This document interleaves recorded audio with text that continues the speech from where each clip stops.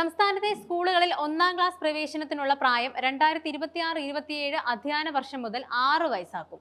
2026 ജൂണിൽ 6 വയസ്സ് പൂർത്തിയാവുന്ന കുട്ടികൾക്ക് പ്രവേശനമെന്ന് വിദ്യാഭ്യാസ മന്ത്രി വി ശിവൻകുട്ടി വാർത്താ സമ്മേളനത്തിൽ പറഞ്ഞു. വരുന്ന ജൂണിൽ ആരംഭിക്കുന്ന ഈ അധ്യയന വർഷം കൂടി 5 വയസ്സുള്ള കുട്ടികളെ ഒന്നാം ക്ലാസ്സിൽ പ്രവേശിപ്പിക്കാം.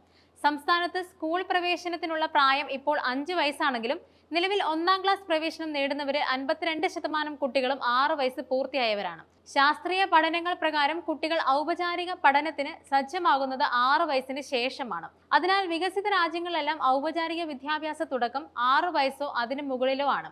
2009 കേന്ദ്ര വിദ്യാഭ്യാസ അവകാശ നിയമത്തിലും 2020 ദേശീയ വിദ്യാഭ്യാസ നയത്തിലും ഒന്നാം ക്ലാസ് പ്രവേശന പ്രായം 6 വയസ്സാണ്. ഇതനുസരിച്ച് കേരളത്തിലെ കേന്ദ്രീയ വിദ്യാലയങ്ങൾ ഉൾപ്പെടെയുള്ളവരിൽ ഒന്നാം ക്ലാസ് പ്രവേശനം നിലവിൽ 6 വയസ്സിലാണ്. എന്നാൽ കേരളം 5ാം വയസ്സിൽ പ്രവേശനം തുടരുകയായിരുന്നു. സംസ്ഥാനത്ത് CBSE സിലബസിൽ പ്രവർത്തിക്കുന്ന സ്വകാര്യ സ്കൂളുകളിലും നിലവിൽ 5 വയസ്സിലാണ് പ്രവേശനം.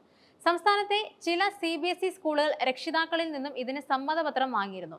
ഇനി ഈ സ്കൂളുകളും ഒന്നാം ക്ലാസ് പ്രവേശനം 6 വയസ്സിലേക്ക് മാറ്റേണ്ടി വരും. എന്നാൽ ഈ വിഷയത്തിൽ വിദ്യാഭ്യാസ വിദഗ്ധൻ ഡോക്ടർ അച്യുത് ശങ്കർ പറയുന്നത്, പ്രവേശന തീയതിയുടെ ഒരാഴ്ചയ്ക്ക് ശേഷമാണ് കുട്ടിക്ക് 6 വയസ്സ് പൂർത്തിയാകുന്നതെങ്കിൽ 1 വർഷം കഴിഞ്ഞേ വിദ്യാഭ്യാസം ആരംഭിക്കാനാകും. അത്തരം പ്രശ്നങ്ങൾ പ്രായോഗിക ബുദ്ധിയോടെ പരിഹരിക്കണം. ആദ്യ ടൈമിനുള്ളിൽ 6 വയസ്സ് പൂർത്തിയാകുന്ന കുട്ടിക്കും ജൂണിൽ പ്രവേശനം നൽകാം. പൊതുവിദ്യാലയങ്ങളിൽ സ്കൂൾ വിദ്യാഭ്യാസം മികച്ചതും ആകർഷകവുമാക്കാൻ വകുപ്പിന്റെ ഇടപെടൽ അനിവാര്യമാണെന്നതാണ്.